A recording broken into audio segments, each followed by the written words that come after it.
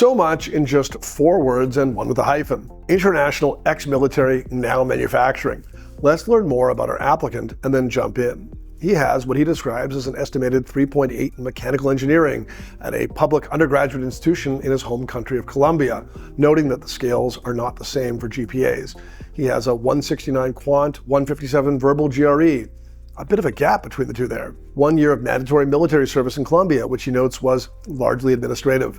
4 years of lean manufacturing experience, helping a retailer create their shipping logistics program. He manages 10 people. He's been promoted from logistics coordinator to logistics lead. His goals remain in logistics with a large American retailer. He's applying to MIT, Wharton, Kellogg, MMM program there, and his reach is HBS. Okay, where should we begin? Colombia as a country is underrepresented at top programs, so our applicant should get a thorough look. He won't get lost between the cracks in the submissions process. Programs want to be able to say, we had 71 countries represented, and if they have a weak year with Colombian applicants, then our candidate's chances may increase. He clearly has a knack for math. His estimate, Colombia uses a different GPA scale, is that he has a 3.8 in mechanical engineering. That correlates well with his strong quantitative GRE. That said, his 157 verbal may be a bit of a concern.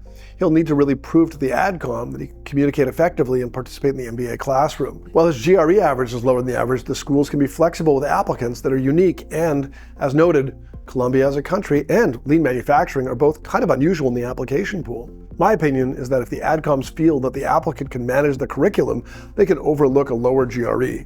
They do have the higher GPA for a little bit of balance. Our applicant notes sheepishly that he has largely administrative military experience. Here's the bottom line. In Colombia, one can claim to be a conscientious objector and get out of service, and our applicant instead served his country, and he should make the most of that fact.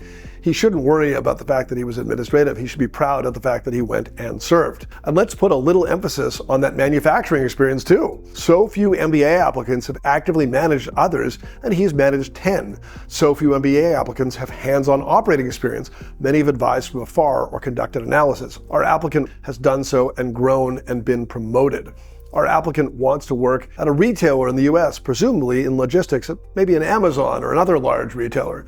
This isn't a stretch. We can see why a firm would be eager to hire him with all that logistics experience. Our applicant needs to ensure that he communicates that his post-MBA position enables him to make a professional leap.